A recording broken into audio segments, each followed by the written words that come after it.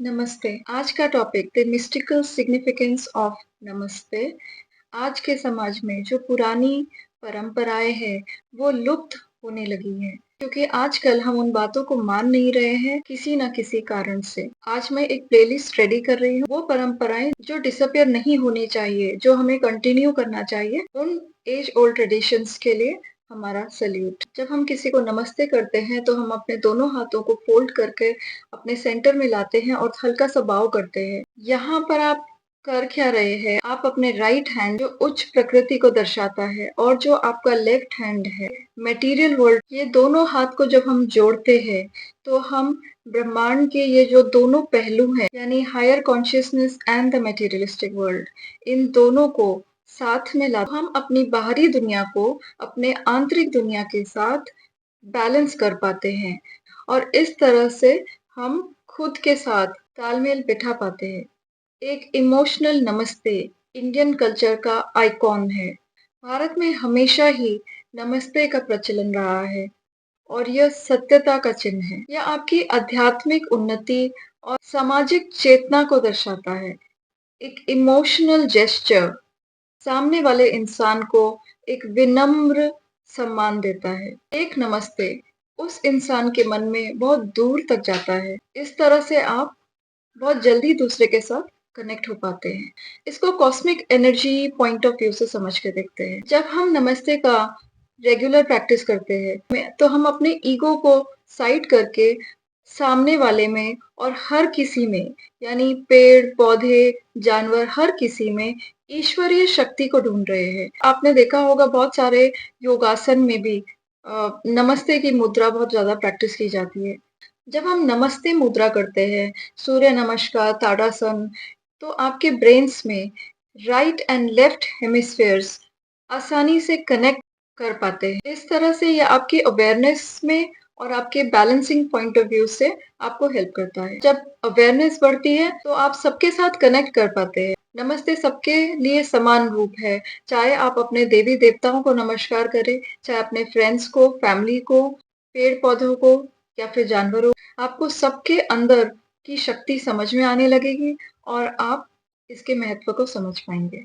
Present situation में hi hello का जमाना है, मीन्स हम भी ऑफिस में या कहीं पर किसी को ग्रीट करते हैं तो बहुत इजीली हाय हेलो कर देते हैं या कैजुअली हैंडशेक कर देते हैं, जो कि सिर्फ जेस्चर्स है, उनके साथ कोई इमोशंस कनेक्ट नहीं हो पाते हैं।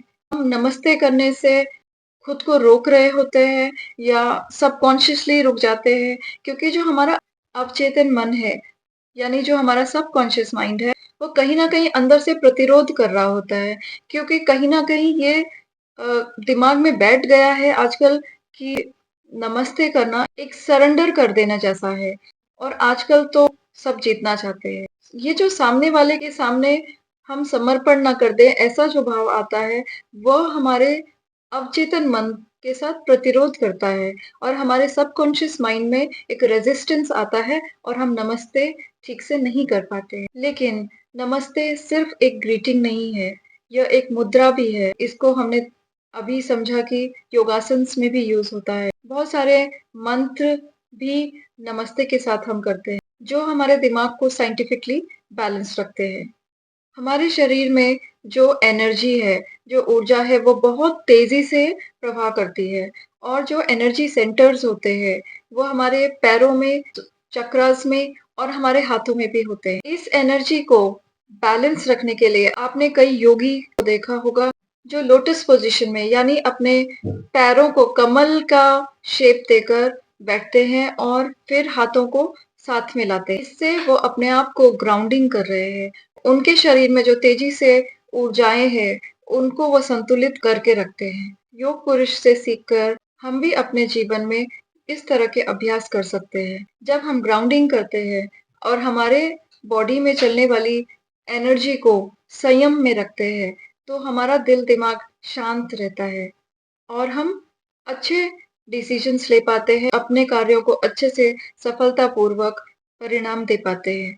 कहीं कहीं साष्टांग नमस्कार भी किया जाता है, स्पेशली दक्षिण भारत में तो साष्टांग नमस्कार का बहुत ज्यादा प्रचलन है जिसमें आप सीधा लेट करके नमस्कार करते हैं और आपके बॉडी के 8 पॉइंट्स ज़मीन पर टच हो रहे होते हैं, तो ये पूर्ण समर्पण का भाव है। लेडीज़ पंचांग नमस्कार करती हैं। साष्टांग और पंचांग नमस्कार अपने किसी भी गुरु को ग्रीट करने के लिए किया जाता है। नमस्ते में श्रद्धा बहुत ज़्यादा ज़रूरी है। अगर श्रद्धा नहीं है, तो वो जस्ट एक एक्सरसाइज़ है। आपने कभी देखा होगा जब हम बहुत ज़्यादा गहरी श्रद्धा दर्शाते हैं, तो हम नमस्ते का जेस्चर हमारे माथे में इस तरह से छूते हैं। तो यह एक और भी ज़्यादा श्रद्धा दर्शाने का भाव है। अगर आपको अपनी चेतना को और भी आगे लेकर जाना है, अपने सबकॉन्शियस माइंड को और भी ज़्यादा हायर एनर्जी के साथ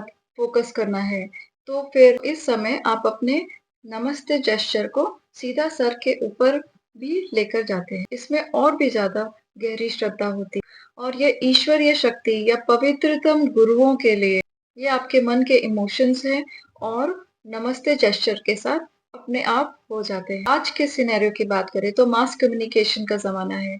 आपको हज़ारों लोगों को एक साथ संबोधित करना पड़ता है। ऑफ़िस में, पॉलिटिक्स में या किसी भी अन्य फ़ील्ड में एक टीचर है, बहुत सारे लोगों को एक साथ एड्रेस करना पड़ता है। फिर यह कितना अच्छा है कि आप हज़ारों लोगों के साथ एक नमस्ते के जेस्चर से शालीनता से जुड़ जाते हैं। क्योंकि इतने सारे लोगों के साथ हैंडशेक पॉसिबल नहीं होता और हैंड जस्ट वेव करना बहुत ज़्यादा कैजुअल लगता है और बहुत ज़्यादा तुच्छ सा जेस्चर भी है। सामने वाले को इम्पोर्टेंस भी फील नहीं होता। तो जब आप नमस्ते करते हैं, तो आप उनको एक तरह से रिस्पेक्ट भी दे रहे हैं और आप इज़िली कनेक्ट हो जाते हैं। इसलिए old is gold, we should be proud of our rich culture. पुरानी परंपराएँ बहुत अच्छी हैं, हमको उनका सम्मान करना चाहिए, उनको आगे लेकर चलना चाहिए। नमस्ते जेस्चर को लेकर मन में कुछ भी रिस्ट्रिक्शंस नहीं आने चाहिए। आप इसको किसी भी फॉर्म में यूज़ कर सकते हैं। ये एक कैजुअल मीटिंग हो सकती है, एक फॉर्मल मीटिंग या कोई सांस्कृतिक सम्मेलन हो सकता है। भगवान की पूजा करते समय भी नमस्ते जेस्चर यूज़ होता है। इस तरह से नमस्ते हर जगह, हर सिचुएशन में अप्लाई होता है। ये सबके लिए है, सारे एज ग्रुप्स के लिए है, देवी-देवताओं के लिए है, पेड़-पौधों के लिए है। इस संसार में ईश्वर की जितनी भी रचनाएँ हैं, उन सब के लिए नमस्ते एप्लीकेबल है। इसमें वास्तविकता यह है कि यह दिल-दिमाग का मिलन है। You are truly connecting from your heart with the other person. Namaste. May our minds meet.